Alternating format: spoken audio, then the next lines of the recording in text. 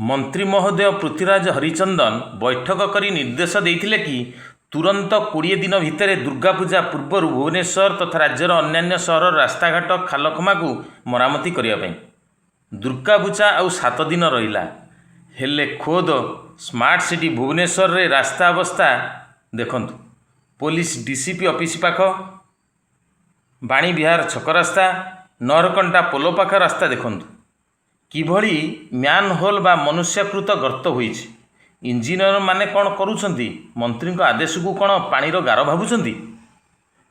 तुरंत सबू रास्तार गर्त एवं खाल ढीप जोड़ी जा अच्छी मरामती करने को साधारण रे दाबी होइछि।